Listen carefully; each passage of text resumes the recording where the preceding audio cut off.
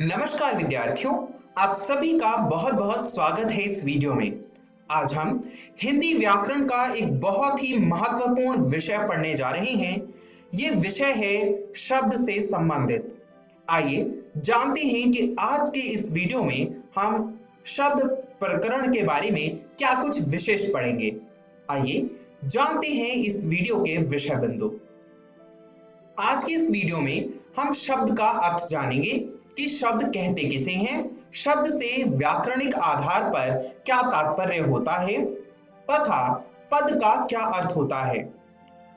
शब्द और पद को प्राय एक ही अर्थ में प्रयुक्त किया जाता है, किंतु इनके बीच बहुत ही बारीक फर्क होता है। हम उसे समझने का प्रयास करेंगे। इसके बाद हम शब्द और पद में अंतर भी समझेंगे कि शब्द और पद में परस्पर क्या अंतर है। तो तैयार हो जाइए आप सभी। मुख्य बातों को लिखने के लिए अपने साथ एक कॉपी और कलम अवश्य रखें। आइए शुरू करते हैं इस वीडियो को। ध्यानपूर्वक इस वीडियो को देखिए। जब भी हम कुछ कहते हैं तो उस कहने के लिए हम जब अपने वायु विविड से कोई ध्वनि उत्पन्न करते हैं तो वे ध्वनियां एक क्रम में निकलती हैं और दरअसल उन ध्वनियों के सार्थक और स्पष्ट रूप को ही हम वर्ण कहते हैं। वर्ण व्याकरण की मूलभूत इकाई है। इसका वर्णन करना नितांत आवश्यक है ताकि हम शब्द को भली प्रकार समझ सकें। विद्यार्थियों, इन ध्वनियों से मिलकर ही शब्द बनते हैं। आइए जानते हैं कैसे। स्क्रीन पर देखिए। स्क्रीन पर आपको कुछ वर्ण दिखाई दे रहे हैं, म, क, ल। किंतु ये वर्ण अलग अलग हैं और जब ये वर्ण किसी क्रम में व्यवस्थित होकर हमें दिखाई देते हैं तो ये एक शब्द बन जाते हैं।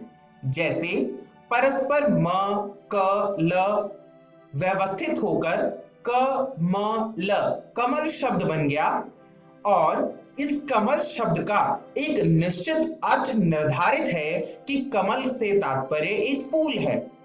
इस प्रकार हम कह सकते हैं कि वर्णों के समूह को शब्द कहते हैं।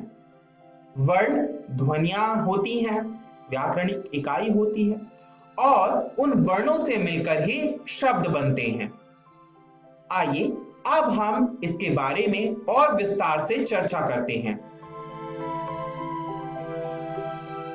अब हम जान चुके हैं कि शब्द किसे कहते हैं, पर किसे शब्द नहीं कहते यह भी जानना आवश्यक है। इससे और स्पष्ट हो सकेगा कि शब्द किसे कहते हैं।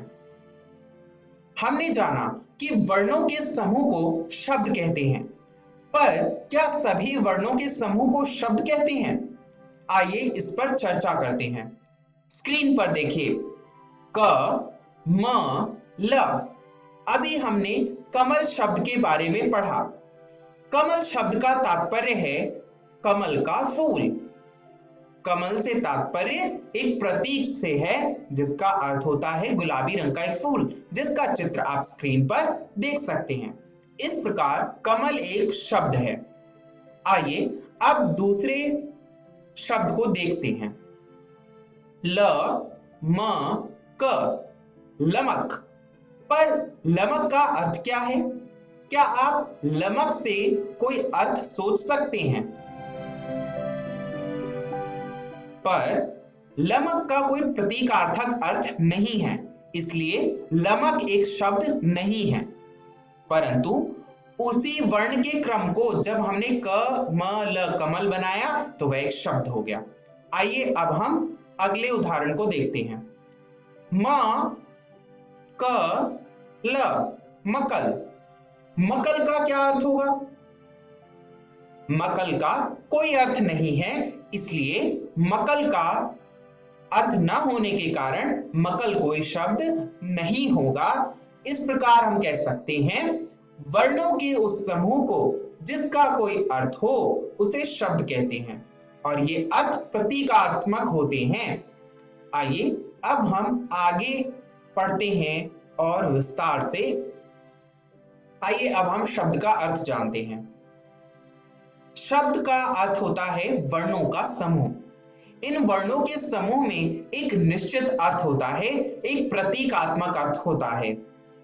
यानी जो कमल है उसका एक निश्चित अर्थ है, क्योंकि वो वर्णों का एक क्रम है और उस क्रम का एक निश्चित अर्थ है, इसीलिए कमल एक शब्द है। अन्य शब्दों में भी जैसे ताजमहल, पानी, हवा इत्यादि वर्णों के जो क्रम है वो सार्थक शब्द हैं। और इन शब्दों में जो अर्थ का आधार होता है वो प्रतीक होता है। यानी पानी जो वर्णों का क्रम है उसका प्रतीक है, यानी जो नदी बह रही है उसमें पानी है और उस पानी को इंगित करने के लिए हम पा, अ, न, ई वर्णों को व्यवस्थित करके पानी को अभिव्यक्त करते हैं। इसीलिए जो शब्द का अर्थ है उसका आधार जो है वो प्रतीकात्मकता है। आइए अब हम पद का अर्थ जानते हैं कि पद किसे कहते हैं। क्योंकि कमल कमल एक शब्द है हम जान चुके हैं। आइए अब इसी उदाहरण को लेकर हम पद को भी समझते हैं। विद्यार्थियों, कमल के बहुत से अर्थ हो सकते हैं। जैसे कमल का अर्थ किसी फूल से हो सकता है, कमल नाम का कोई बच्चा या कोई व्यक्ति हो सकता है और कमल नाम का कोई फल हो सकता है। किंतु इस शब्द के अर्थ का निर्धारण कैसे होता है वाक्य में? वाक्य में जब कहा जाए कि कमल का फूल बहुत सुंदर है, तो यहां पर स्पष्ट है कि कमल का अर्थ कोई बच्चा नहीं है या कोई फल नहीं है। वहीं जब कहा जाए कि कमल अच्छा लड़का है, तो कमल का तात्पर्य किसी फूल से नहीं है, किसी फल से नहीं है। और जब कहा जाए कि कमल ककड़ी बहुत स्वादिष्ट है, तो इसका मतलब कमल का अर्थ ना तो फूल है और ना ही लड़का है। यानी यहां पर जो कमल शब्द के अर्थ को वाक्य में प्रयोग करके निर्धारित कर दिया गया है, इससे शब्द पद में बन गया है और जो कमल पहले है जिसके बहुत सारे अर्थ हैं वो शब्द है। आइए इसे और बेहतर तरीके से समझते हैं। आप देखेंगे जो शब्द हैं वो स्वतंत्र होते हैं, किंतु पद वाक्य में प्रयुक्त होते हैं। वे शब्द जिनका वाक्य में प्रयोग किया जाता है उन्हें पद कहते हैं। और पद हमेशा व्याकरण के नियमों से बंधे हुए होते हैं। यानी जो भी पद हैं उन पर लिंग, वचन, कारक इस सब का प्रभाव पड़ता है और इस पद का एक निश्चित अर्थ होता है। यानी आपने देखा था कि स्वतंत्र शब्द के बहुत सारे अर्थ हो सकते हैं। जैसे कर शब्द है, कर का मतलब हाथ हो सकता है, कर का मतलब टेक्स्ट हो सकता है, कर का मतलब किसी कार्य को करने का निर्देश हो सकता है। किंतु यह कहा जाए कि आपकी कर बहुत सुंदर हैं, इसका मतलब यह होगा कि आपका हाथ बहुत सुंदर है। तो इस प्रकार इसका एक निश्चित अर्थ होता है। आइए अब हम शब्द और पद में अंतर समझते हैं। हमने अब तक जाना कि शब्द प्रयोग में स्वतंत्र होते हैं, किंतु पद व्याकरण के नियमानुसार बंधे होते हैं।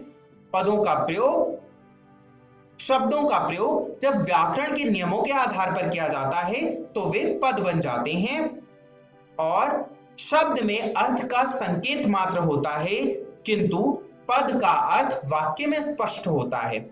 जैसे कि हमने अभी कर का उदाहरण लिया था कि कर के बहुत सारे अर्थ हैं, किंतु जब कर का प्रयोग वाक्य में हो जाता है तो उसका अर्थ स्पष्ट हो जाता है और कर जो शब्द है उस शब्द से पद बन जाता है। और जो शब्द हैं वो व्याकरण के नियमों से नहीं बंधे होते। शब्दों में किसी भी प्रकार का व्याकरण नियम नहीं होता।